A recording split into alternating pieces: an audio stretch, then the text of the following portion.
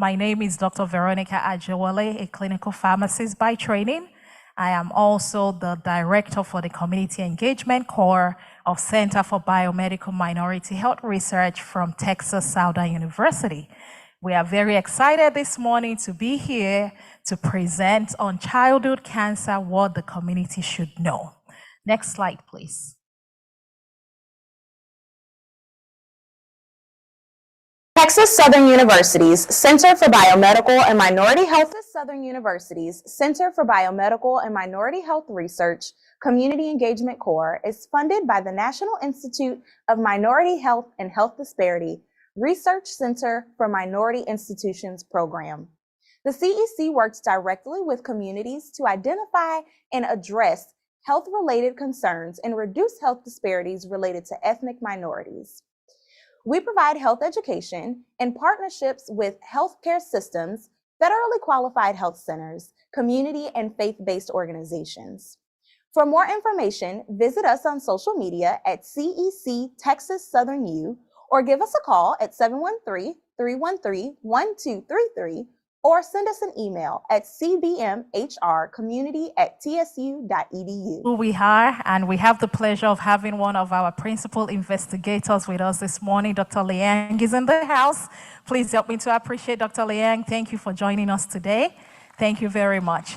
Once again, I welcome each and every one of you. We would have question and answers after the speaker session and after the panel discussion. So please feel free to write up your questions, and for those that are joining us online, post your questions in the Q&A box. Next slide, please. And we want to say a big thank you to our hybrid location. We are in a really beautiful space this morning here at Fallbrook Church. Fallbrook Church is located in North Houston, and it is led by the founding and senior pastor, Pastor Pender. The community is reached one home at a time while changing how people perceive the church forever. The first public service took place at Gray Elementary School in September of 1994, and the congregation went on to worship and fellowship in individual homes and office space, and a co-leased church until closing on a 6.14-acre land on Walter Road. The first building, the auxiliary building, was opened in late 2001, which was then followed by the second building in August 2004. On Easter Sunday of 2009, the third building, which is the worship center, which is where we are right now this morning, is a 2,500 seating worship center, double gym, bookstore, cafe, and space for meetings, training, conference, classes, camps, sporting events, and so much more. In need of even more space for classrooms and activities, a fourth building, the Children and Youth Building, was opened in December of 2013. This three-story, 82,000 square foot facility offers 30 classrooms, 24 offices, a gym, full-service kitchen, concession area, indoor play area, and 3 custom-made aquariums. Fallbrook Church currently houses a K-12 charter school, a before and after school program, a day and a daycare. It serves over 10,000 members, and more than 3,500 individuals have accepted Jesus as their Lord and Savior and have been baptized in this church. So thank you again to the leadership of the church and also to Ms. Shalise Archett. Thank you very much, Ms. Shalise, for bringing us in, welcoming us, to the IT team, the facility team, everybody that has, been incredibly helpful in bringing us, to be able to have this event at this location this morning. We are really grateful to you guys. Next slide, please. We also want to say a big thank you to our sponsors. Even though we are originally grant funded by NIH, there are certain, things that we need support with, like getting gift cards for attendees, food, water, and all the other things that we do. And we want to say a big thank you to AFLAC, Walmart, and Aetna, who have, provided donation and sponsorship for the events that we have. And also, I want to say a big thank you to all our team members. This morning we have Vajil, who is our program manager. We have Sneha and some of the volunteers are out there, supporting today's event, and I do appreciate each and every one of them. Next slide, please. Again, I want to say welcome to everybody. This is our December seminar. You can please scan the QR code. On that QR code, you would have information to complete the survey. Like we said, we have grant funded, so survey completion is very important to us so that we can receive feedback on what we need to do differently. For those that are joining us online, we will be posting the survey links, online for you to be able to join us and, share your feedback with us. If there are anyone either on site or online that is a community health worker, you need to please complete the sign-in sheet so that way we can issue your credit to you. And for those that are on site, we will be giving $15 gift card for our eligible attendees. So the only way to be eligible is for you to be on site, complete the survey, and also follow us on our social media links. If you do those three things, then you will be eligible to receive a gift card. Information about that will be at the booth in the lobby at the end of the session. Next slide, please.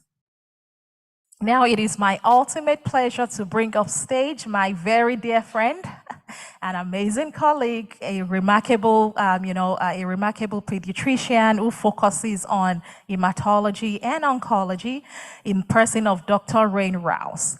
Dr. Rain Rouse is an associate professor and associate director of community engagement from the Office of Diversity at Baylor College of Medicine.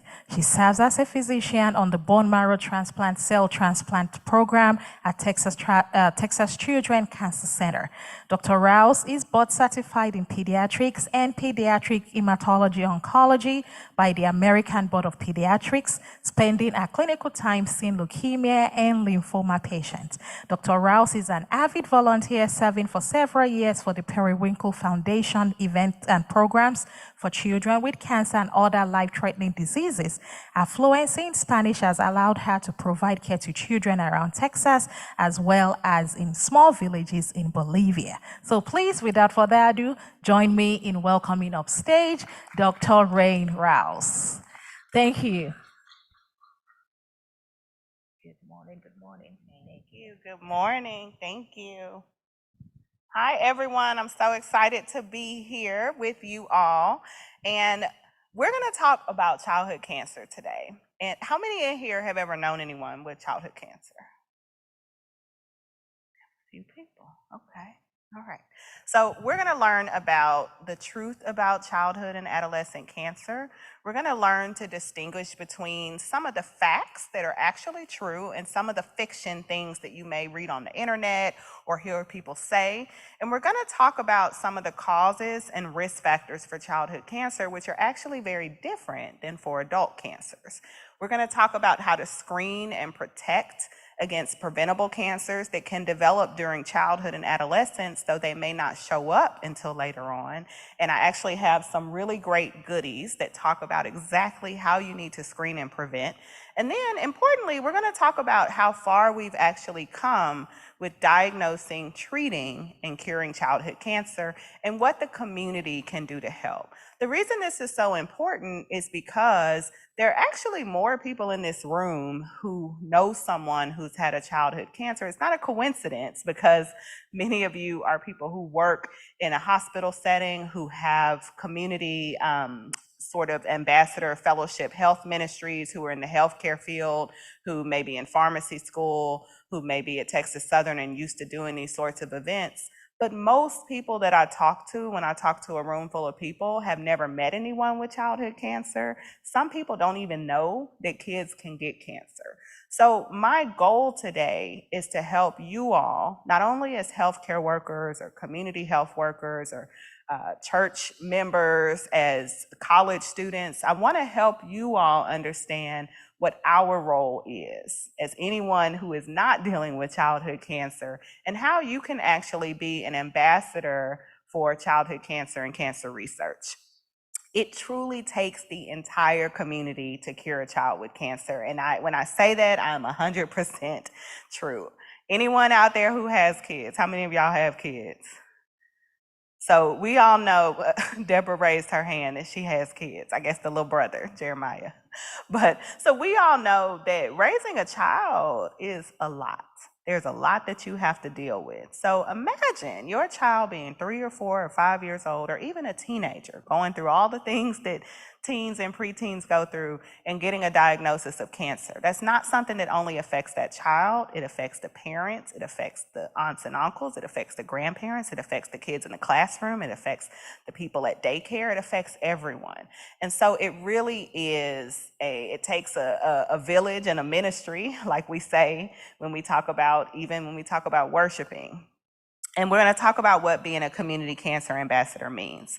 So I'm going to start with some true or false. Let's see how savvy y'all are, okay?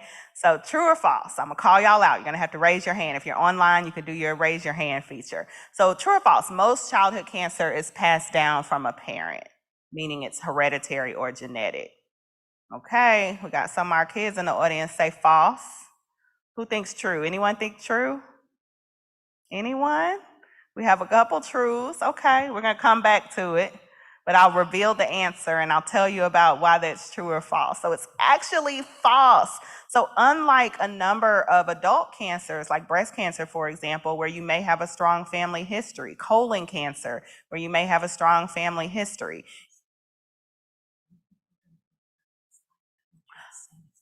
Oh, okay. And for our online folks, you haven't missed anything. You just missed the first true or false. Can you advance the slide, please, to the first true or false?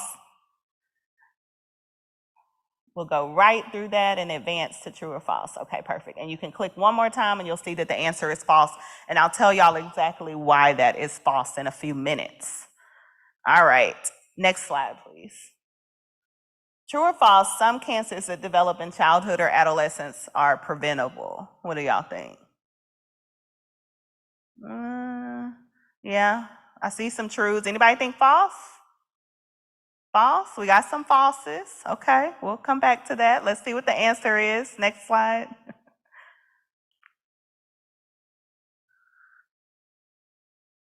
True. The answer is true because it says some cancers that develop in childhood or adolescence are preventable. All right, next slide, and we'll come back to that. True or false, there are vaccines to prevent certain cancers. Is that true? Are there vaccines that can actually prevent a cancer? This is a hard one. This is a $100 question, $200 question. I see some falses out there. Anybody think that's a true? Oh, we got a lot of truths. Okay, let's reveal it. Advance. True, there are some vaccines, and we have some information about some of them today, and I'll talk about it in a little bit. And next slide. Some cancers are more difficult to treat or have worse outcomes in some races or ethnicities. We know this can be true for adult cancers. Is this true with childhood cancer? I see some truths.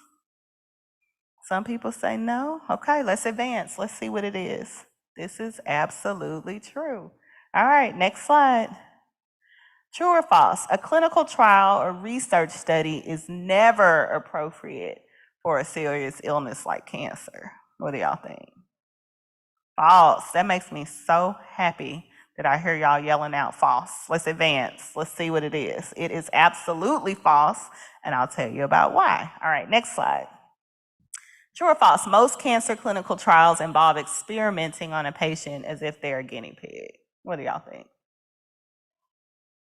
And you can say what you really feel, and I'll tell you the truth about that. It is absolutely false. Advance. All right, next slide. Okay, so let's talk a little bit about childhood cancer, because some of you have known someone who's had childhood cancer, but the cancers that kids get are actually quite a bit different than the cancers that adults get. So this is a wheel that tells you the breakdown, and by far the most common childhood cancer is leukemia, okay?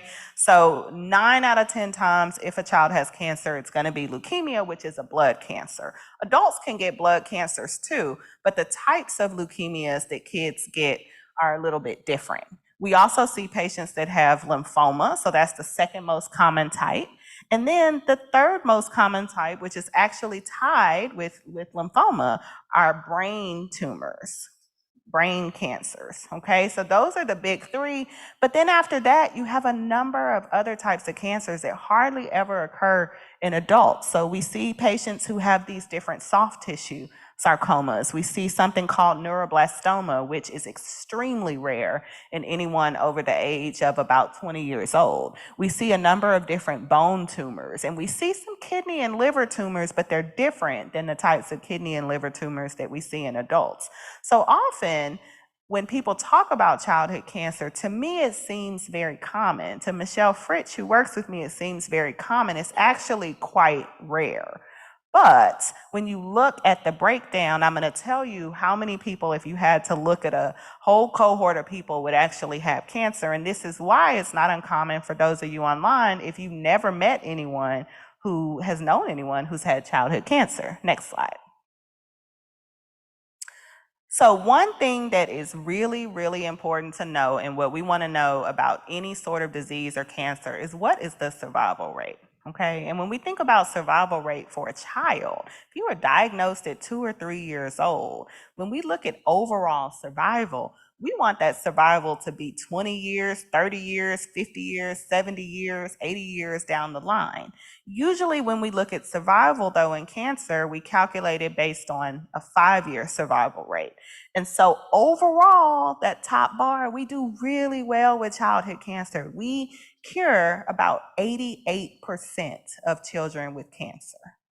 There is not a single adult cancer where you can say that you cure 88% of all comers. Okay, when you look at the breakdown, you'll see that we do better in some cancers and we do a little bit worse in some cancers, but most of them have over a 50% cure rate. This is really, really, really important to know, and I'm going to tell you how we've been able to get to these amazing cure rates. Next slide. So when you think about a child, and a child who's diagnosed or 2 or 3 years old, and you think about the time and years lost if we are not able to cure a child, or if they have long-term issues from their cancer, and the average life expectancy in the US, and this fluctuates, was about 78 in 2016. It's a little bit higher right now, but the average age of death for a child with cancer is around 11 years old, okay? So is it ever acceptable for an 11-year-old to die? Absolutely not. So everything that we do in childhood cancer is to try to identify these cancers early, because many of them are not preventable. Many of them are not things that you can screen for the same way that you screen for an adult with cancer. Many of these are caused by a number of different things, and the child is usually the first person in their family to ever have a cancer. And so this is why routine visits at the pediatrician are so important, or your family medicine doctor. This is why if you ever bring your child somewhere and something is not quite right, and we talk about this with adults too, and you see the doctor and they say, oh, maybe it's this, we'll come back in a week, and you come back in a week and you see a different doctor and they say, well, it could be this. And you're saying to yourself, you know, all of these tests are, you know, I really want them to do some blood work on my child, or I really want them to be evaluated a bit more. This is persistent. This isn't like my child. And with children, if it's a 2-year-old, it may just be them sleeping a bit more, right? It may be them saying, I don't want to eat. It may be them hitting their head. It may be you seeing a weird rash on them. It may be something like that that's not very specific. So the important thing for all of you, whether you're an adult, whether it's an elderly person you're caring for, or whether it's a child, you know your child, okay? So when something is not right with your child, even if childhood cancer is rare, even if some of the other diseases we deal with are rare, it's your job to advocate to make sure that you're saying, I know that you said, let's wait another week, doc, but they're not back to baseline. So I really am concerned. And they really are limping around and saying that they don't want to get up, and that's really not like them. And I know you said that maybe it's growing pains because that's the most common, but at this point, I'm getting more concerned about it. So having that knowledge and being able to think about those things. Next slide. So the good news is we are creating long-term survivors every single day. So literally today, now it's about over 500,000 childhood cancer survivors in the US. There are people that we work with every day. There are people around you who you may not know that they had childhood cancer and are doing very well. And there's one reason that we have been able to get there. Next slide. And that is because we've become very sophisticated in the way we treat cancer. So anytime anyone thinks about cancer, you automatically think about chemotherapy, right? You think about, even if you've never seen someone get chemotherapy, even if you don't know the name of a chemotherapy, you know that we have to use special treatments that are designed to target and kill cancer cells. And so the standard way that we treat pediatric cancer is really very similar to the way that we treat adult cancers, is that we use a combination of chemotherapy, so meaning any medicine or drug that is supposed to kill cancer. We often use radiation depending on the type of cancer, and radiation can help stop cancer cells from growing. And we use surgery in some cancers, especially ones that occur in organs like in the liver or in the kidney or even in the brain. Next slide. But the thing that has been most impactful in improving outcomes for childhood and adolescent cancer is research, period. When I started my fellowship at Texas Children's in 2011, so I was already a pediatrician, but I was learning how to be a cancer doctor and blood disease doctor. I remember very specifically rounding, which is what we do in the hospital when we go to see patients, and diagnosing new patients with cancer and having these discussions with them. I was in training with the attending physician that I was on with, and being able to tell them, we cure forever over 90% of kids with this type of cancer. And I remember very distinctly coming outside of the room and the attending that I was with, who'd been doing this for a long time, who said, 30 years ago, it was 20%. And that was crazy to me. And her saying, when I was a fellow, we didn't have any of these medicines, we didn't have any of these treatments, and my rounds were very different. Where every room I was going to, I was having a very different conversation. And so I understood research, I believed in research, but I had not yet seen the marvels of research, the true kind of modern scientific miracles of research, until I was able to see in these individual patients how far we had come. Next slide. So what clinical research has taught us is better ways of screening and preventing some cancers. There are a few cancers that can develop in childhood that you actually can screen for. One of them is cervical cancer, like HPV. That's a virus that causes that, and there's a vaccine available for that, and we recommend doing it during childhood. Those of us who are older didn't have the opportunity to get those vaccines when we were younger because they weren't out yet. But this is a very preventable cancer, and it doesn't just cause cervical cancer.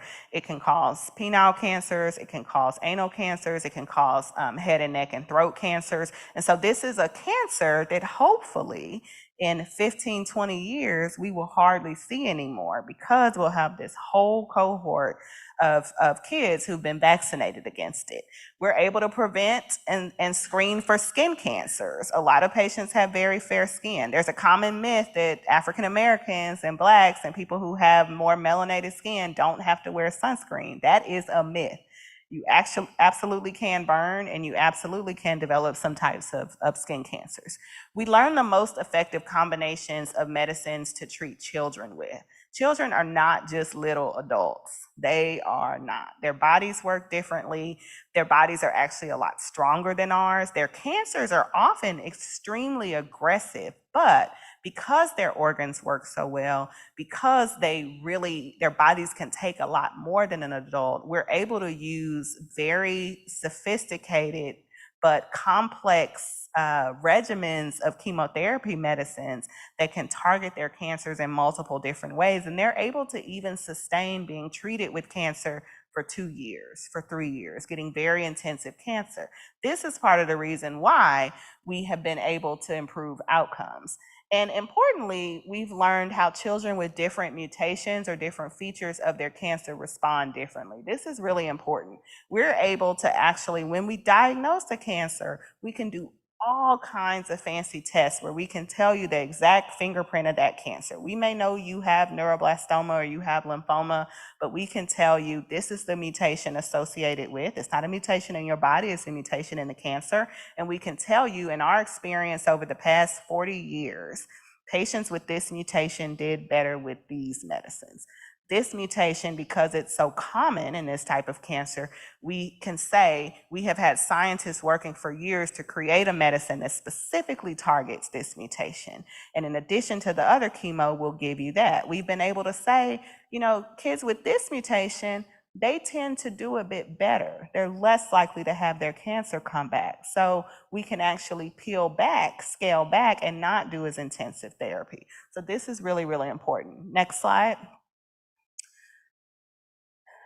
They also have taught us whether outcomes or side effects differ in different populations. This is a question that I get asked a lot. And as an African-American pediatric oncologist, I often, especially when I interact with patients who are racial or ethnic minorities, they'll ask me, do these medicines work different in my child? How many Black kids have you treated with this? Do you think that their body will handle it differently? And my response is often, that because we are able to test these cancers so extensively, we are able to identify these genetic features that may be biological, that may be related to genetic ancestry, but not necessarily related to your race. So this is the information that we have, and because we know this, we're able to kind of tailor and personalize care. Importantly, because when I'm curing a kid with cancer, I'm curing them so they can grow up, have their family, have their job, do all the things, be grandparents. So I'm looking not only at 4 or 5 years from now, which often with adults, they have 3-year survival and they have overall survival, and they're not trying to calculate 20 years out, 30, 40 years out. So for us, we're trying to think about when my patient grows up, how can I make sure that they're not at extremely high risk for breast cancer because they've gotten radiation? How can I make sure that they're not at extremely high risk for heart failure because I've given them these heavy drugs that they can tolerate, but they're gonna live for another, 50, 60 years. And also how our therapies affect learning, how they affect quality of life, how they affect fertility. We work very closely with a multidisciplinary team. Michelle Fritsch, who is here, who will join me on the panel, is social worker extraordinaire and in our psychosocial division, and so much more than that, and really helps us remember in our day-to-day life as we're taking care of these patients, all of the other things that we need to address to take care of the kid, to take care of the entire family. Taking care of a 2-year-old is very different than taking care of an 18 or 19-year-old or taking care of a teenager. Taking care of a patient who's from a single parent home and they happen to live 3 hours away but had to come to Texas Children's because there's not another pediatric cancer center in their place. Giving people therapies that I say, you actually have to stay within 20 minutes of the center because I need you to be able to get to our emergency room immediately if there is a problem. That's very disruptive for the entire family, right? Making sure that kids aren't falling behind. Our kids typically don't fall behind because they're in school. They're in school, in the hospital, getting chemo in school. And we have school coordinators. We have an amazing system where they're still able to do lots of really normal things because we want them to continue to have a normal childhood despite having to go through all of this. And then importantly, how to help patients and families cope. And Michelle is going to talk about a lot of the resources that she has that are absolutely amazing. We often partner with organizations and then create resources of our own. Next. Okay, so the hard facts are, when you think about numbers, 42 children are diagnosed with cancer every day in the US. So that's a very small number when you think about the number of adults diagnosed with cancer, right? So this is why it's not that uncommon if you have never heard of anyone being diagnosed with cancer, and why some people are actually surprised. Most of the patients that I diagnose, when I talk to their families about the fact that their child has cancer, they say, I didn't even really know kids could get cancer. I didn't think, how could they have gotten cancer? It is the #1 cause of death by disease in children, okay? So this is why it's so important and why we have to talk about it. But most standard childhood cancer treatments are decades old. decades old. Now, you can think of that two ways. One way to think of it is we have identified some really excellent ways of curing over 85%, 88% overall of kids, and these medicines work really well. But the other way to think about it is it's often quite archaic. And I'm a scientist too. I'm a physician scientist. So when I think about, we've been using this medicine for 40 years, and we know everything about it. We know all the side effects, good and bad. We know how to try to prevent them. But I also think about, shouldn't we be looking at some other medicines that have less side effects that you don't have to take for an entire 3 years? And so that is a lot of what we do as pediatric cancer doctors. All of us are researchers. Some of us work in the lab, some of us do clinical research, but we're constantly saying 88% is not good enough. 90% is not good enough. Some childhood cancers are 95%. I don't want 95%. I want 100% of kids 100% of the time. More than 15,000 children are diagnosed with cancer each year in the US, and nearly 60% of childhood cancer survivors do experience severe complications in adulthood. What does this mean? This means that while we have these medicines and combinations of medicines and treatments that are really, really good at putting a child into remission, this means that later on and forever, once they become a long-term survivor, every year, they have to go, and when they go for their checkup, it's a different kind of checkup. They have to check their heart, they have to check their lungs, because we know that there are long-term side effects that can occur because of our medicine. So we're trying to change that by moving research forward. And 2 out of 3 childhood cancer survivors will develop at least one chronic health condition due to toxic treatment. Next slide. So more hard facts to swallow are that advances in childhood cancer have been a real true success story in modern medicine. And death rates were about the same for Black, Hispanic, and white children in 2001, and they all went lower during the next decade. But in the past 10 years, these strides have really stalled, especially for Black and Hispanic patients. That is something. I've been an oncologist for 10 years. When I see that and I see this gap that's starting to widen, I, of course, say, wait a minute, that's not okay. Why is this? And I'm going to tell you exactly why this is. Next slide.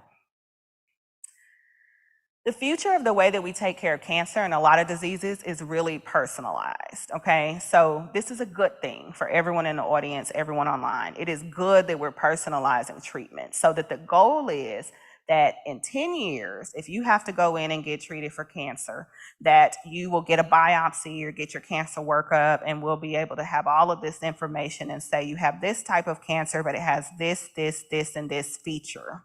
You know what? Instead of giving you all these different chemotherapy medicines, we've been able to find through clinical research and clinical trials that we can give you this medicine that you take by mouth. You can get only 3 months of these IV medicines, and then after that, you continue to take this medicine by mouth for the next year, and then you'll be cured. That is the goal. The goal is to personalize it based on your features of your actual cancer. Next. And so one of the most important things is the way that we're able to do this is look at mutations that are in your cancers. We're able to look at sequencing. We're able to do these fancy types of research like I do called immunotherapy, where I can take your actual cells, your immune system cells, and train them in the laboratory to target your cancer. But if we are not represented in research, and when I say we, I say me, I say African Americans, I say Hispanics, I say people that live in a rural area, people that don't necessarily believe in research. If your tumor, if there's not any of the same mutations in the research, basically the cohort of research specimens that we have, then we're not really able to identify the best way to treat you. Does that make sense? So this is really, really important, because the way that we're able to identify this many patients have this mutation is based on people saying, yes, when you do my biopsy, you're able to save a bit of it for research to study it. And historically, African Americans, Hispanics, Asians, Indians, Native Americans are not really represented in those research databases. So that's a big problem, because it means you're not represented when it's time to come up with targeted treatments. Next. So personalized cancer care treatments right now are often only available on a clinical trial. What this means is if you go to the doctor, whether you're an adult or a child, we will say, this is the standard of care with how we have done the best with treating kids with this type of cancer or treating adults with this type of cancer.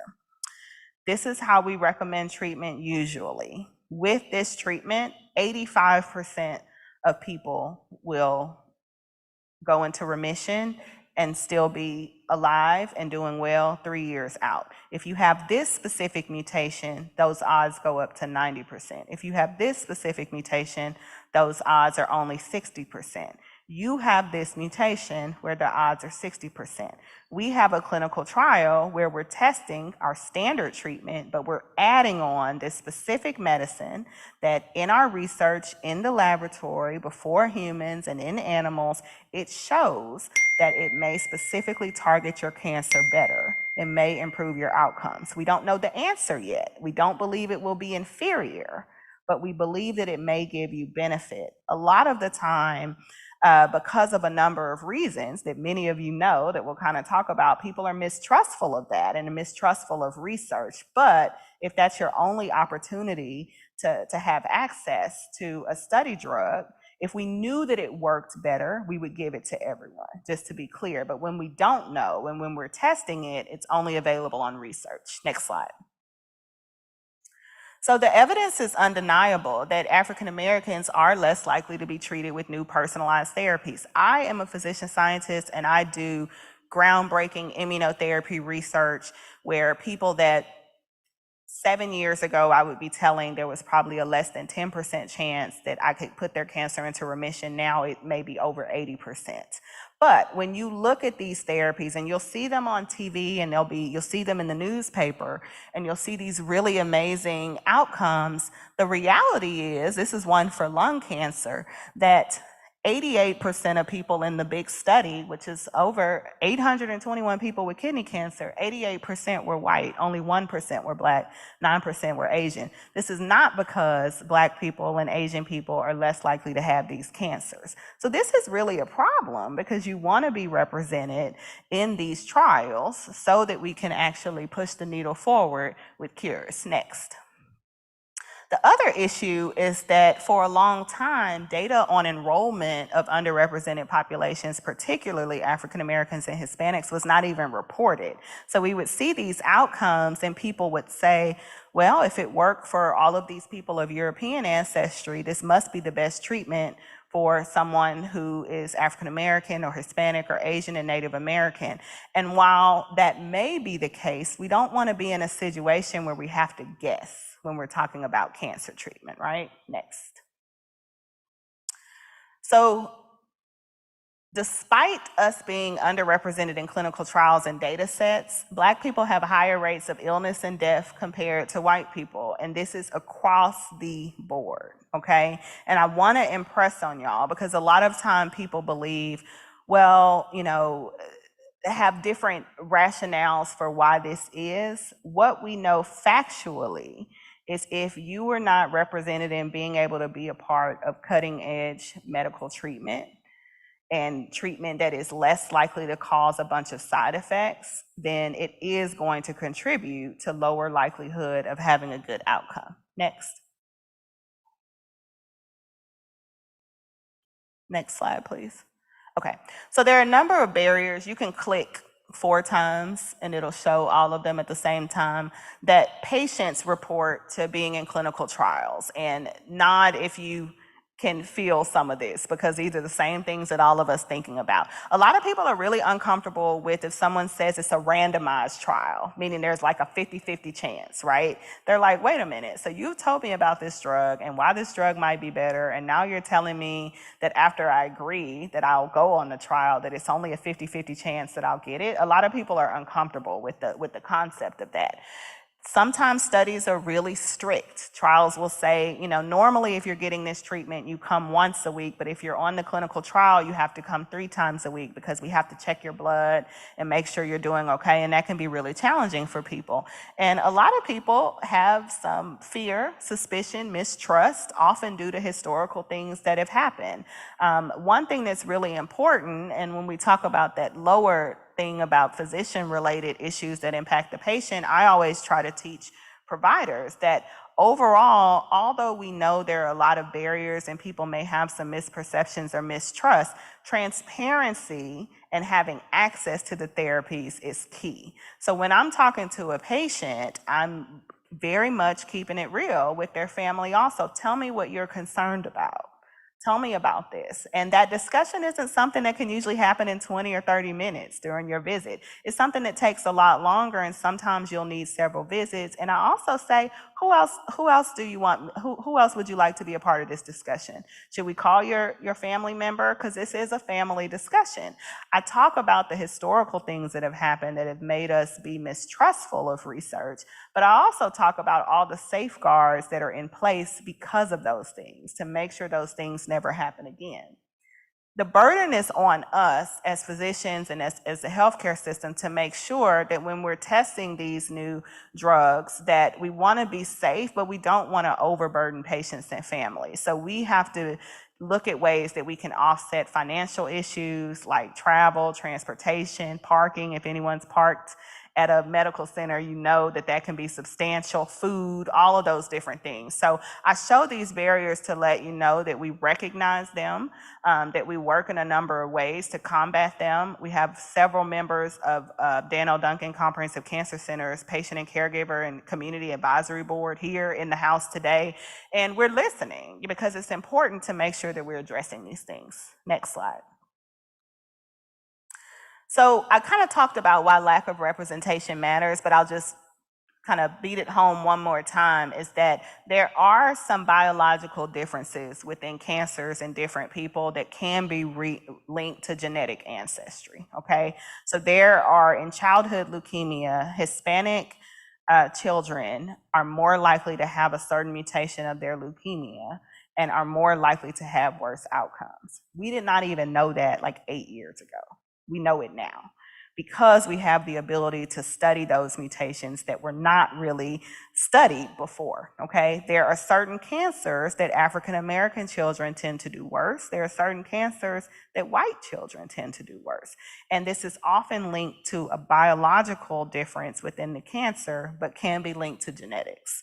And it's really important. One thing that is shown over and over in the research is that African American patients are more likely than whites to be diagnosed with advanced cancer. So y'all know, you've had people that you know, and it's not just African Americans who will say, tell you that they had a cancer diagnosis, and it's often a stage 3 or a stage 4. So this is really important to know that a lot of these cancers, if we can catch them earlier, we actually can treat them and they can be curable. And then one thing that we're working on in research is that often when we look at clinical trials, we have inclusion criteria, certain things that you have to meet. Some of these criteria historically have excluded certain populations.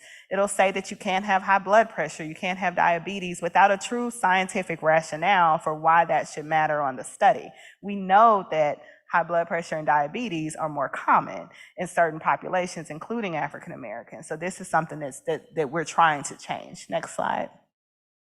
Okay.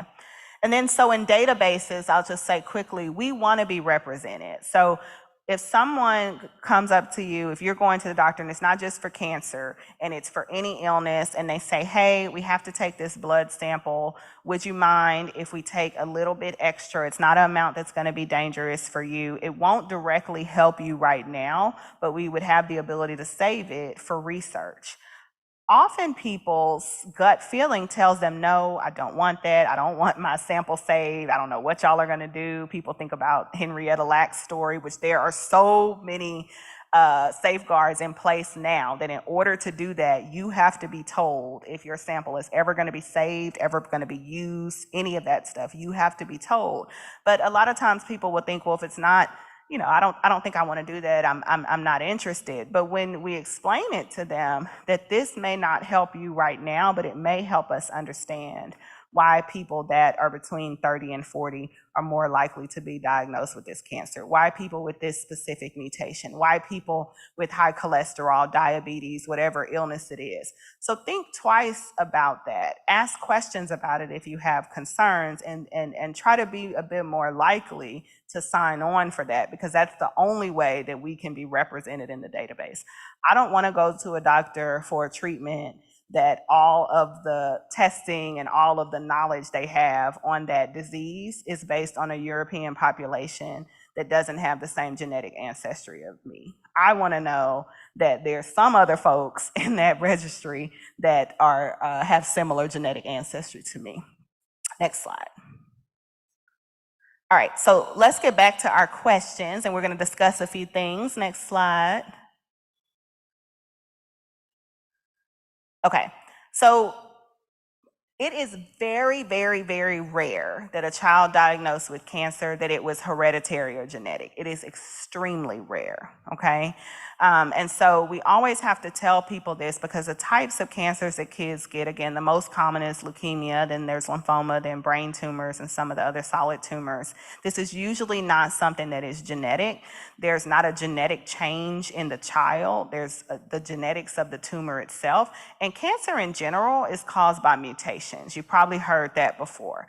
This is why when you think about some breast cancers that are inherited, people may have that BRCA gene, right? And know that their mom had that or their aunt had that, and know they need to get screened earlier. People may have colorectal cancer in their family, and that is something that is not necessarily passed down, but it's something that they are at higher likelihood of. It's very uncommon for childhood cancer. There are some very rare syndromes where there are a number of different cancers in a family that are very specific, and we'll test the child for that, but it usually is not hereditary or genetic, and it's usually not something that they're born with. It's usually a culmination of mutations over time, and we know causative mutations, but we can't exactly pinpoint when it happens. Next. So that was false. Next. Okay, so mutations are the #1 cause of cancer in general. There are some links to certain exposures. If you all remember Chernobyl in the Soviet Union, where if there are large radiation catastrophes, there were people that years later were developing cancers. So normally things like that, when there's some environmental exposure that happens, it's years later. You see those commercials. Have you or your family, were you at Camp Lejeune? Were you at these different places?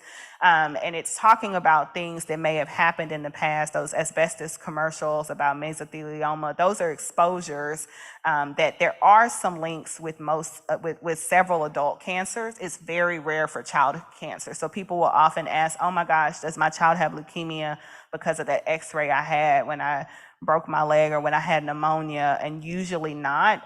There are some minor links to CT exposure, but it's usually a substantial amount.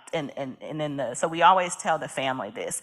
It's usually not the same kind of cancers that were in the family. So usually what I'm telling parents is, this is not related to the cancer that your aunt had or the cancer that your grandfather had.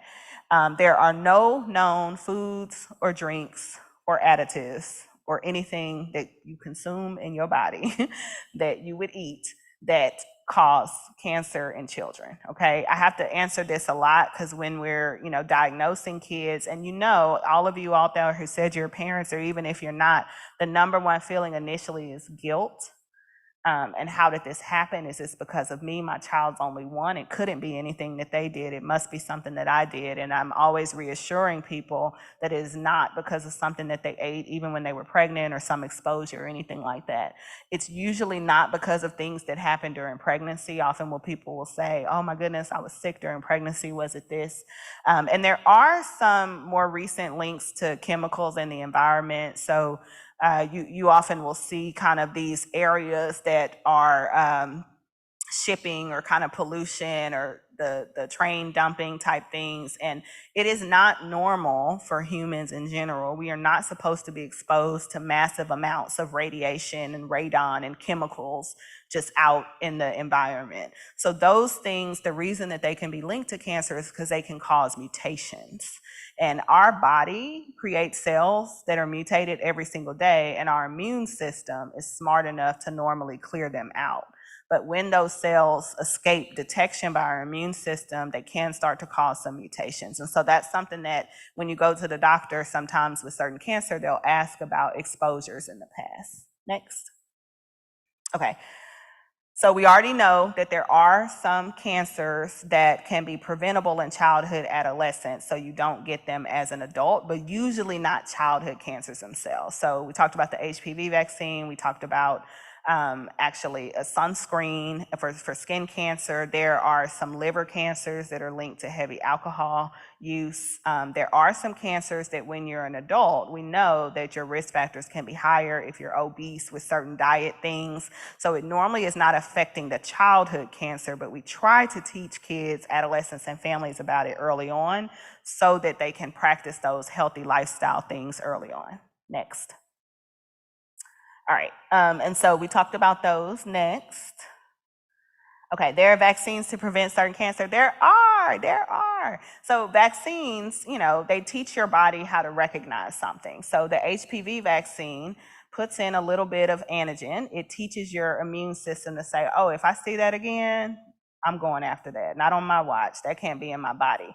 And so the same way that vaccines do that for other illnesses, these are really exciting. And so there's also a hepatitis vaccine can help with certain liver cancers. So a lot of the research we do is we've been trying to create vaccines for cancer for a long time, and we still do that, but in a different way. So some of the research I do is kind of like vaccination, where it's kind of exposing your immune system to a little bit of something and then teaching it how to be trained to go after it. Next slide.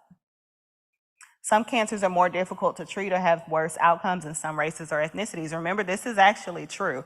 We know this is true in adults. It actually is true in childhood cancer. And newsflash, we didn't even know this till like 10 years ago, 8 years ago. And you know why? Because we weren't looking for it. And when I say we, I say the global we, all of us, right? So we didn't have race and ethnicity data. We didn't have some of the sophisticated methods to look at these mutations, so we couldn't map them back to people.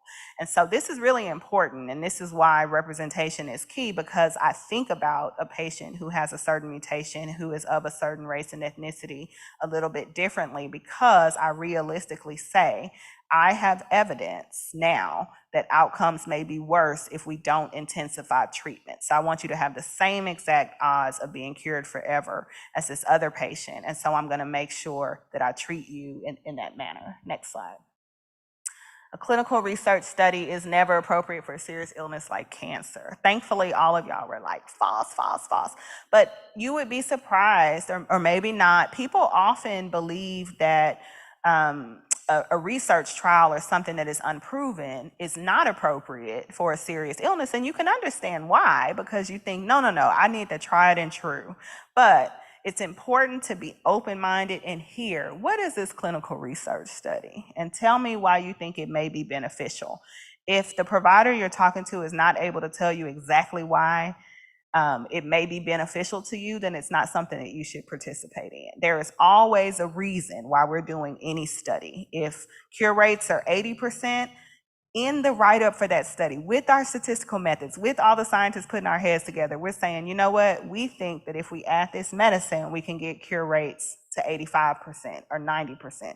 We think that in this specific patient population, it will increase their outcomes. So listen to the rationale before you make a decision, because you want to understand, why would this be better for me than standard of care? That is something that's really, really important. Next slide.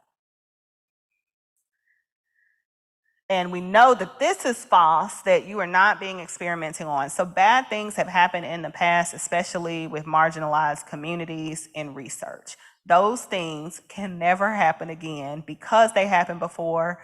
The global, we learn from them. There are so many safeguards in place. There are entire bodies of people who their only job is to make sure research is safe. I serve on our institutional review board and data safety and monitoring board, where we review every single clinical research protocol or any type of protocol, even if it's not interventional, even if it's just a survey of you, to make sure that the subject, the patient, is protected and cared for, and then review the results as you go on. So this is one thing that's really important. And for you all, because y'all are basically community cancer research ambassadors officially as of today, where you go out and when someone says that, you say, you know, actually, do you know how many steps they have to go through? Do you know that everyone is aware? Like there are regulations and laws in place because of things that happened in the past. It does not minimize them, but we learn from them. So that's something that when I talk to families, I say, look, I get it.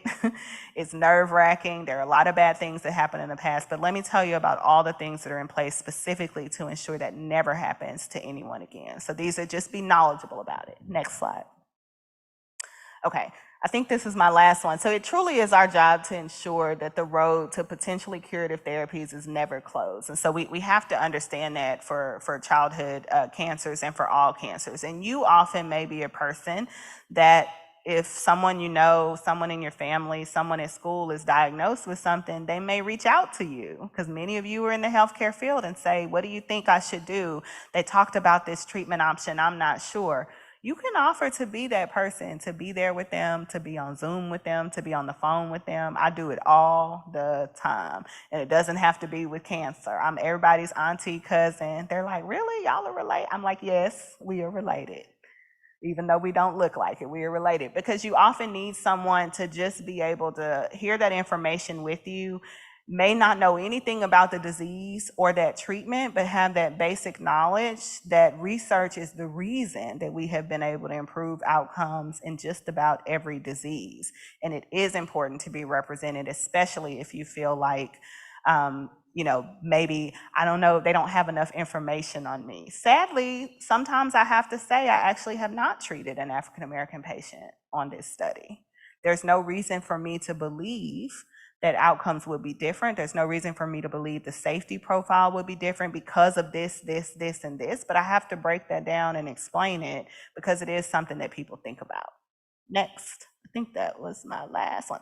Okay, so I lead community outreach and engagement for our Comprehensive Cancer Center. We do have some surveys for the savvy. You can put it, the technologically savvy, you can do the barcode. We have some paper ones if you want to do old school, no judgment, and just fill it out. And it talks about the things that you as community members, as church members, want to actually hear about education and cancer, similar to how the Community Engagement Corps does. It's not a survey feedback for this session. It's more a global kind of, what are you interested in hearing about? A lot of people want to hear about environmental exposures. A lot of people want to hear about herbal medications, as you talked about, and how, or you know, Eastern medicines and how those can actually be integrated into care. And so we like to be able to bring evidence-based medicine to you and talk about it in forums like this. And I think that may be my last slide. I think I have my email on there, but we can share that in other ways.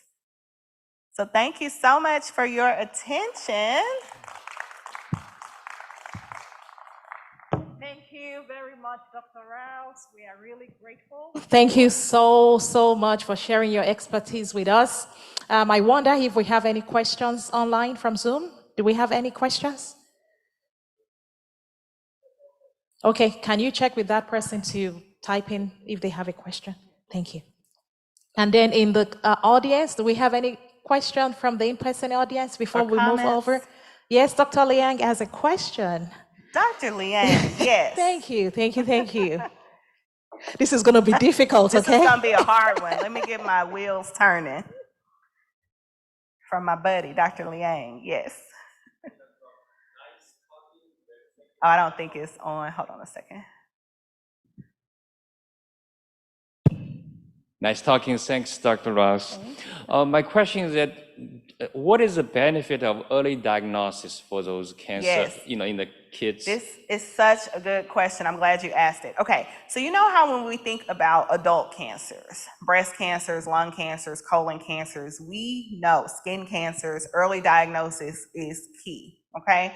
One thing that is still true for kids is that early diagnosis is key. However, because leukemias and lymphomas are different than some of these more solid tumors, it's not unusual for, leukemia is in the blood, so it's everywhere, right? So parents are often like, did I come too late because their child is having a lot of symptoms? And I say, absolutely not.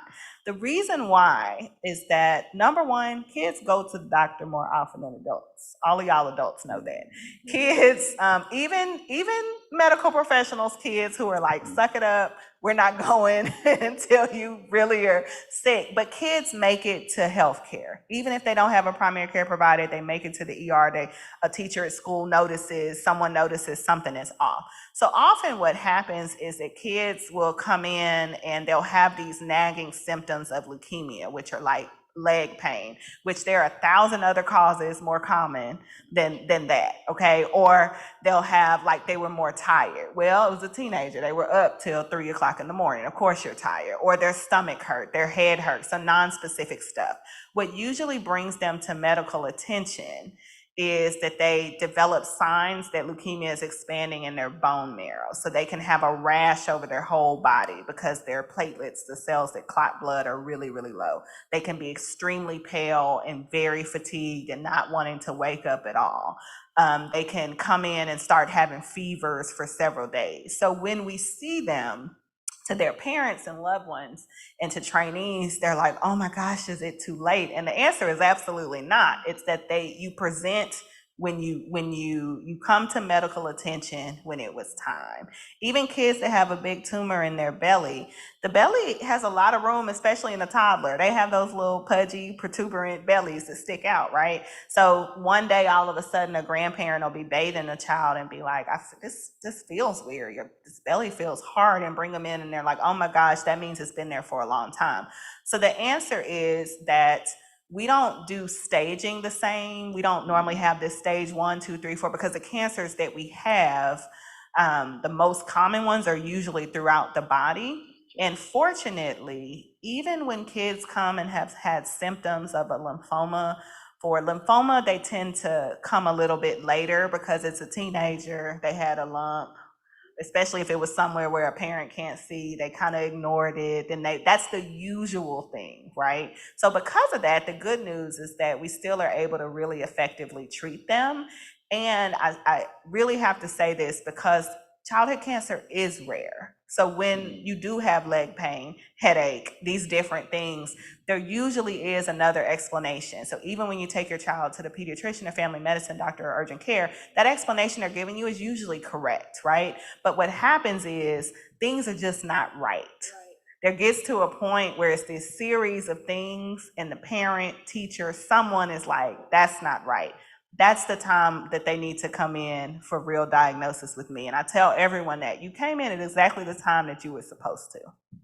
So I have one more question. Yes.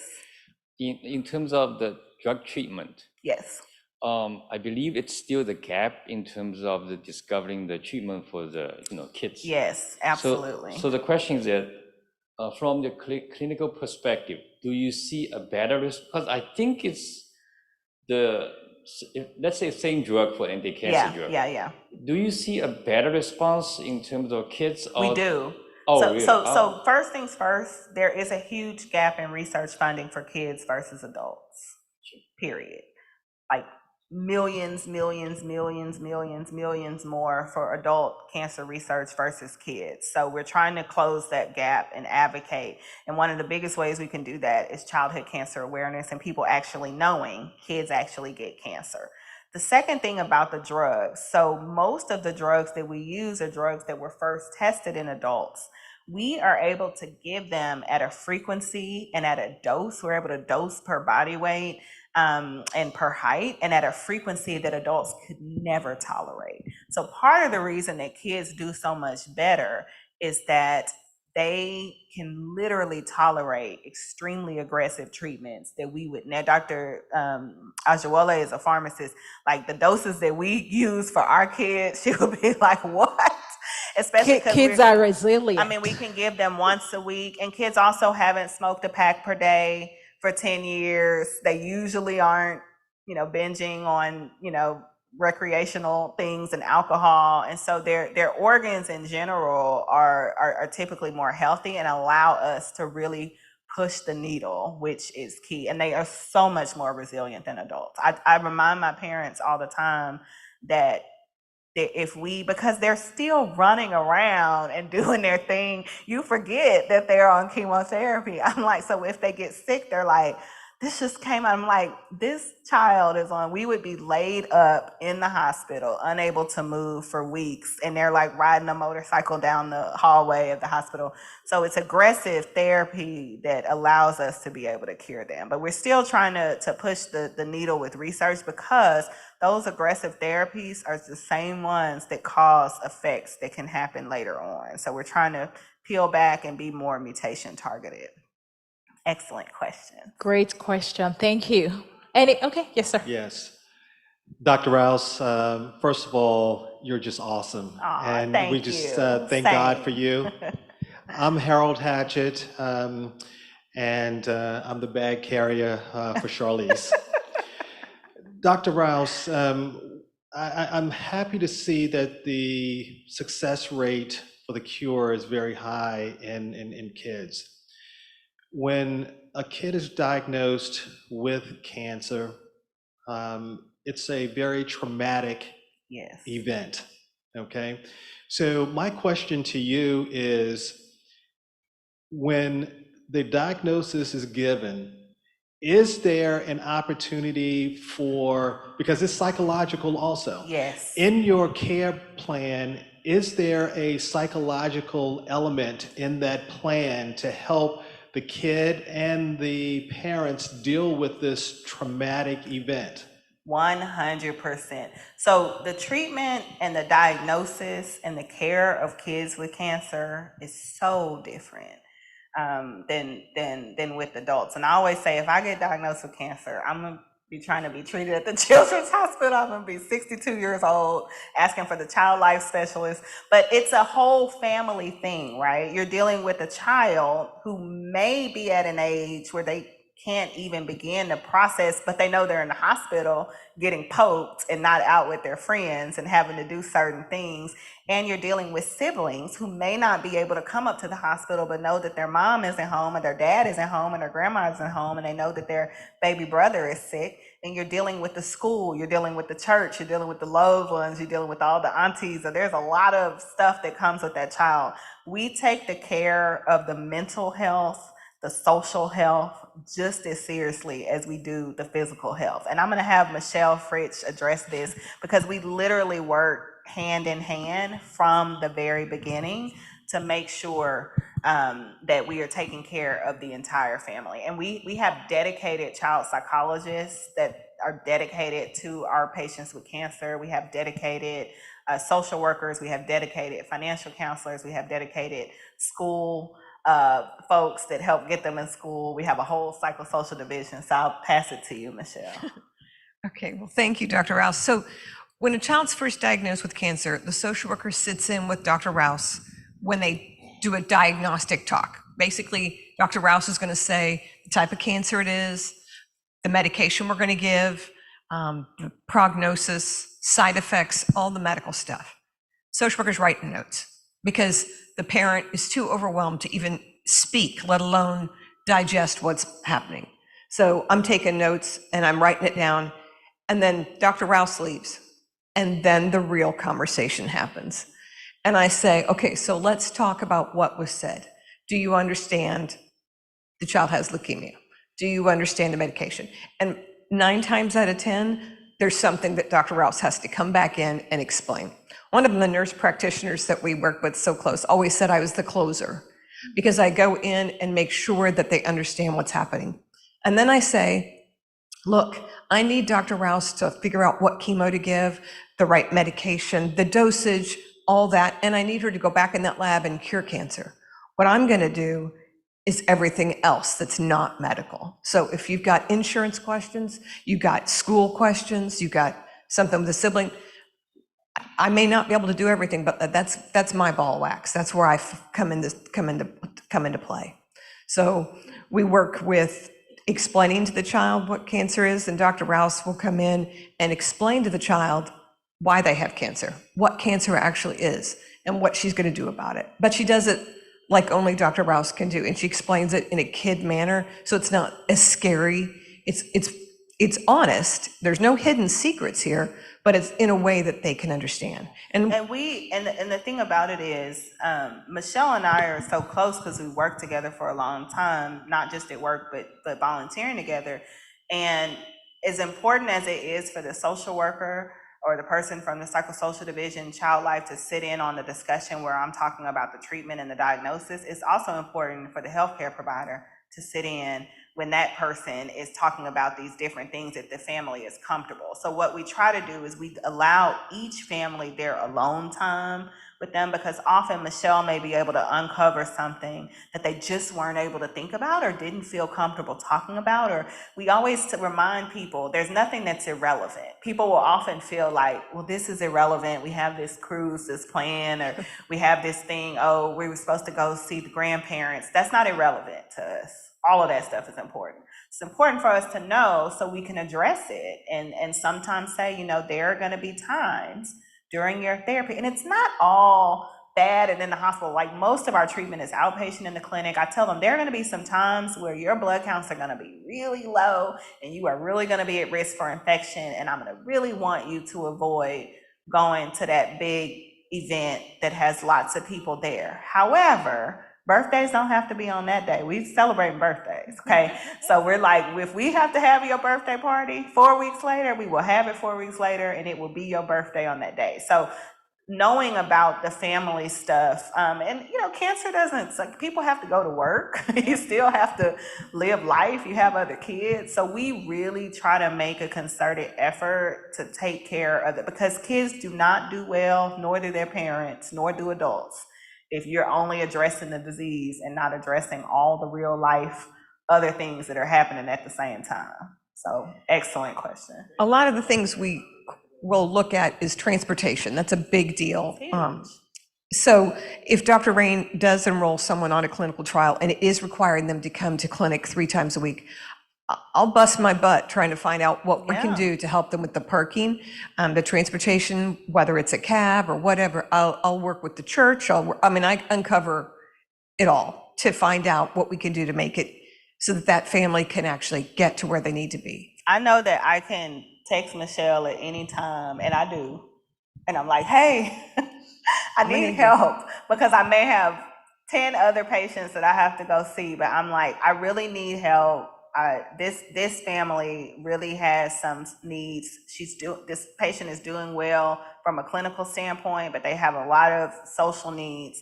And do you have anything? I'll tell you the situation. What do you have that can help them? And Michelle will uncover things that can help, because it does not matter what job you have, how much money you have, where you live. If you have to suddenly come to the Texas Medical Center in that park, It changes so much. traffic 3 times a week for 6 months to 3 years, that is going to disrupt your happiness on your situation if we are not looking at that whole picture. So that even if you are clinically doing well, it will be very challenging for your mental and social situation if we don't address those needs. Thank you so much. That is incredible, way to segue into, we have another question. Can you, hold on one second, sir. Can you please advance the slide, two more slides, so we go to the panel of, official panel session? Thank you. Go ahead, sir. No, my name is Edward Sousa. I just want to commend you guys for doing this. I deal with a lot of youth in Spring School District, and this is very good information.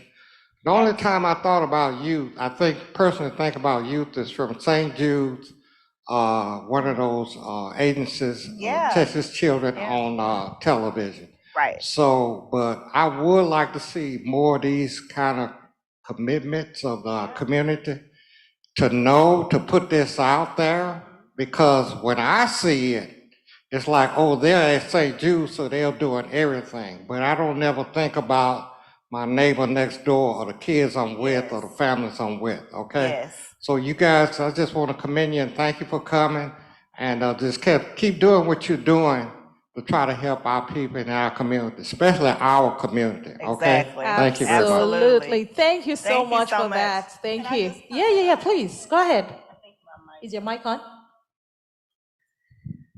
Thank you so much. It means a I lot think to it's on. us from Texas Southern University, all our collaborators. We are really appreciative of that comment. And that reassures us to keep doing what we are doing. Thank you. And part of, Texas Children's is the biggest children's hospital in the country. And we actually take care of more kids with cancer than anyone in the country.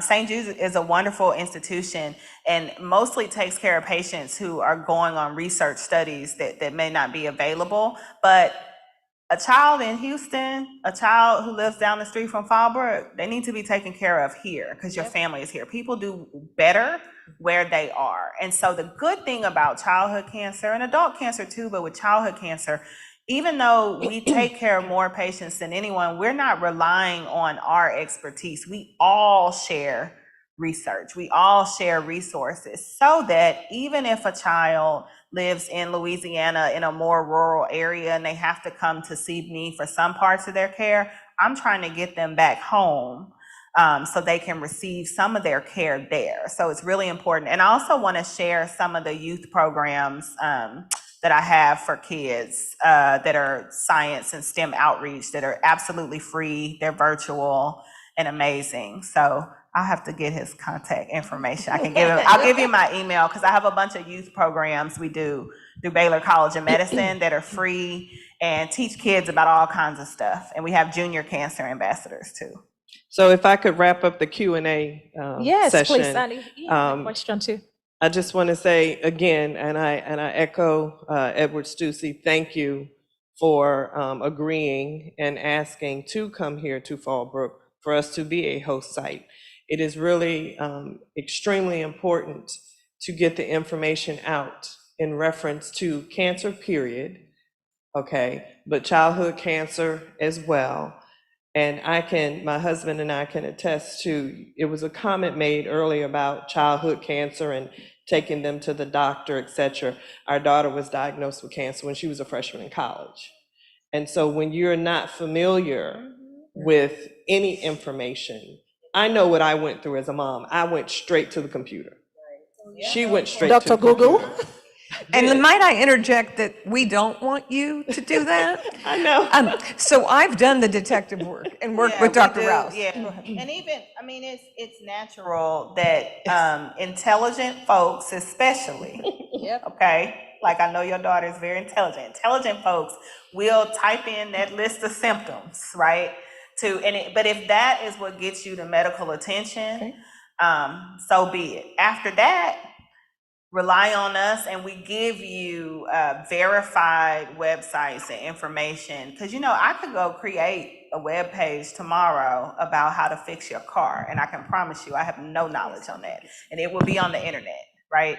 So it's always important to have the verifiable information. I think we had one question, and then I'm going to show a couple of things that I have in Michelle too.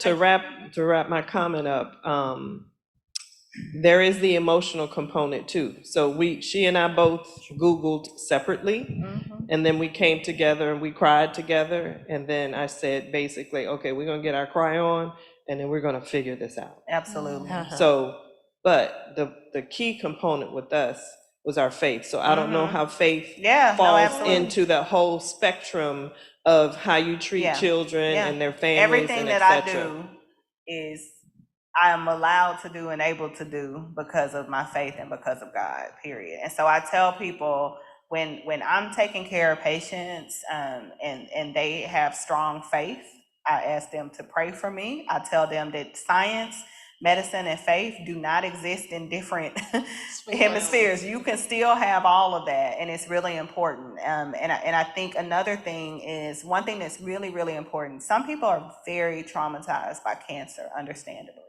Whether they've had someone in their family or had a personal experience, 99% of the time for a child, adolescent, young adult, that experience is not going to be the same. So sometimes people will be scared to bring their child or loved one to medical attention because they've had a traumatic experience. So one of the first things I say when I'm talking to, and Michelle knows this, when we're talking to a newly diagnosed family, I say, everything that you know about cancer in adults, I want you to take that and we're just gonna throw it out of our heads because it is not relevant for this discussion. And I start by saying, and of course it depends on the type of cancer, I start by saying the very, very, very most likely outcome here is that we will treat you, cure you forever, and you will go on to live a long and healthy, happy life. We got to do a whole bunch of stuff to get there.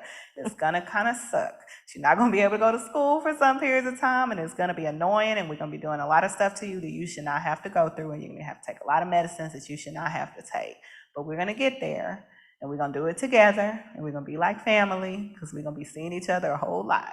Right. So, it's just really important for people's trauma to not stop them from going to medical attention, especially if it's a child or adolescent. Yeah, thank you. Could you please advance one more slide? Thank you, sir. Please go ahead. Dr. Ross, and Yes. Thank you. I'm a cancer survivor. Wonderful. Thank you. Congratulations. I joined Fallbrook because I saw a lady one Sunday speaking on the ministry. This is where I want to work. When you hear the word cancer, it's frightening. Yes. But one of the things that I can say that helped me, I owned it. Absolutely. And I promised God that I would work Mm. to get men Mm-hmm. to understand that having a rectal examination is not a big deal. So important. It doesn't change your sexuality. Absolutely. You're trying to live a long life. Absolutely. And if you are diagnosed early enough, you will survive. I'm 6 years out. Wonderful. Congratulations. Congratulations. Hallelujah. My doctor let me go this past year. I used to go in every 6 months. Can you just stay away for a year? Right. I'm sure that felt good, right? I did, and my PSA was 0.08. Yes. That's amazing. And I Wonderful. thank God for that. Absolutely. I have a young son, probably he was diagnosed with aplastic anemia. I didn't know what it was, but you talk about the caregiver side. Yeah. I took him every day for a long time to get blood transfusions. Yes. Because his cells, his red count or whatever was so low. Yep. But he's back. Wonderful. Finished law Survivorship. school. That's a goal. That is, and we talk a lot about cancer, but we take care of kids with blood disorders like aplastic anemia, and that's why I say with any illness that is serious or chronic, I think all of you recognize that you will be in a position at some point, whether it's today, tomorrow, next week, where you will have to help somebody through their journey, and having the knowledge and knowing the facts. And knowing that it's okay, it is horrible. I tell people this is not fair. This is terrible. This is a horrible thing to happen, and it's frightening and it's scary, but I promise you, I'm gonna walk you through this. And I promise you, we're gonna do everything in our power to not only get you through this and your whole family through this, but for you to come out better. I have actually never met a child who wasn't, I don't know what kind of amazing person they were going to be before, but they always turn out to be the most amazing people. And I wonder, I have to think that some role of what they have to go through, that maturity level, that empathy, all of those different things, and the compassion to be able to give back to others. So I applaud you and all of our other cancer survivors and caregivers and entire families, children, siblings, because it literally affects every single person, teachers, youth workers, classmates, and the difference that you make can literally be life-changing. So all of you are cancer ambassadors, and y'all are cancer research ambassadors because you probably know a bit more than the average person and can probably help someone through it. Yeah, that is so true. Thank you for sharing your story. For us at Texas Southern University, we have a program for prostate cancer, so I will be in touch with you afterwards to Yes, see I how we was can just work thinking. together. Yes, that is amazing. Do we have any questions online? None? Okay. I am looking at the time, and I actually realized that I did not officially introduce Michelle. Since we just kind of, segue straight into the panel discussion. But Michelle here, she's an amazing social worker with Texas Children's, and she has already reflected on some of the works that she does. But I really want to say thank you for making time to join us. And she has a huge setup over there with resources and goodies. So please, when this is over, feel free to stop over. And take them for your kids, take them for for your nieces and neighbors. nephews, neighbors, whoever. One thing that we have created is a guidebook. And so if you type in right now, let's just say assistance, financial assistance for childhood cancer, there would be things that come up. But that doesn't mean they would be applicable to a person in Texas or a person of a certain diagnosis. So I've done the detective work. So I can explain more about it. But if you want to come see all the resources, we did bring a bunch of good stuff to showcase what we have available to help the families and caregivers and siblings. And importantly, the best thing about this is that, unfortunately, we have patients and families that come to us that are in a very tough social situation, a very tough financial situation. And so not only do we have resources that are applicable for kids and families dealing with cancer, but Michelle has resources. She'll know where the food banks are, how do you get signed up, redo your Medicaid, where you can get school supplies, where you can do, because it literally is everything. So a lot of these things, even if they may not seem applicable, I promise you there'll be things in there that you'll think about someone and you'll say, you know what? And all of you can always reach out to us. And it doesn't matter what disease it is, we want you to get the very best care. So whether it's an adult, whether it's a child, whether it has anything to do with cancer or blood disorders at all, you can reach out and we can assist you. So Veronica and I work very closely together, and I lead our community outreach and engagement for our Comprehensive Cancer Center, but also for Baylor College of Medicine that looks at all other types of illnesses. And so if you need speakers for things, if you want to do more things like this,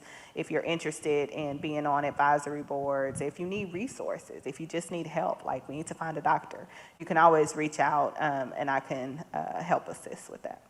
That is awesome. Can you please help me appreciate these amazing panelists? Thank you so much, Rain. Thank you, Michelle, for joining us. In the interest of time, we would, go over to the final closeout announcement, but they will be, at the table so that if anyone has any other questions, or again, we are here to support.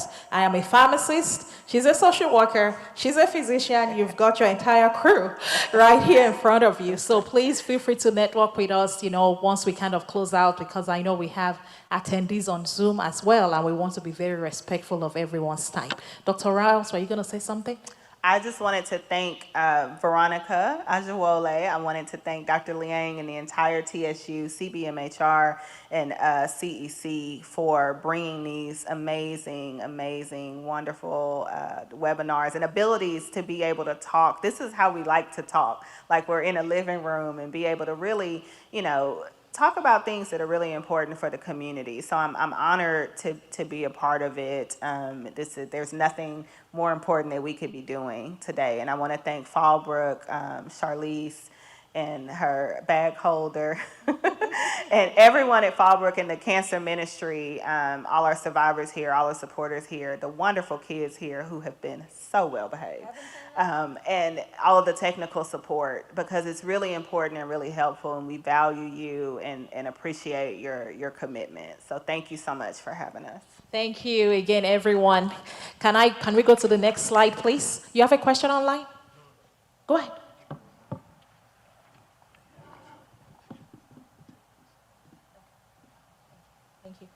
Okay, next slide, please. I'll just go through. Okay, so again, thank you for joining us. I'm just going to go through the last couple of announcements. Again, for anyone that is a community health worker, either you are here in person or you are joining us online, Please make sure that you complete the sign-in sheet so that we can issue your credits to you. If you are here in person, we have our table at the lobby. Please complete our survey, okay? Your feedback is very important to us. Us doing this childhood cancer discussion today is as a result of previous feedback that we received from the community. So if you want us to talk about any other disease state, any other topic of interest, please let us know that via the survey. And we are also giving away $15 gift card. Only 3 things are needed for that. Be an on-site attendee, complete the survey, and follow us on social media handles. All the information is also available at the table at the front, so that way you can pick up the information that is needed. Next slide, please. I'm really excited, to share that next month, believe it or not, it's around the corner. We will be discussing on maternal child health. This is going to be on a Friday on TSU campus, January 26th. So please do save the date. And we have been very, very blessed to have First Lady Janice Pender, the First Lady of Fallbrook Church. She will be leading us in opening prayer for that event. So please, Fallbrook Church family, we hope to see you there in person and online. And for everyone that is listening to us, feel free to be a part of that event. We'll be having no-cost mammogram for women. We'll be having a lot of screening services, a lot of information targeted towards maternal and child health. And we hope to be able to see you there at TSU campus, January 26th from 11 to 3 p.m. Next slide, please. And again, this is us, Community Engagement Corps, funded by NIH, and we have events every month. So if you look on the calendar, next one is January. The next one we're having February. We're going to talk about lupus. In March, we're talking about Alzheimer's disease. In April, really excited again to talk about clinical research and engagement. And then in May, we are talking about mental health, self-care, and making sure that we are taking care of not just, medical-related information, but also taking care of ourselves from a mental health standpoint. The calendar of events is also on the table at the foyer, so please feel free to pick up that information if you are interested, in knowing more about all the works that we do. Next slide, please. And that will be it for us today, wrapping up. And I do want to sincerely appreciate everybody that has joined us online and on site. Please receive my apologies that we started late, but I'm sure you all agree with me that this was a fantastic session, right? Thank you. Thank you for your patience with us. And I want to thank our amazing speaker and panelists. Thank you, Dr. Rouse. Thank you, Michelle. And thank you to Constellation X, for helping us with all the tech, situation. And to the tech team of Fallbrook Church. Thank you so much for supporting us. Thank you, Charlize, the Cancer Ministry, the membership of the church, and to the leadership of this church. We asked once, and you guys made it happen for us, going through all the logistics. We are very grateful. And please help me to appreciate my children, okay? I'm a mom of 4. I brought 3 of my kids, Daniel, Joshua, Deborah. Thank you for supporting me, and Jeremiah at home with my husband. I love you guys so much. And thank you to the community. We will be in touch again.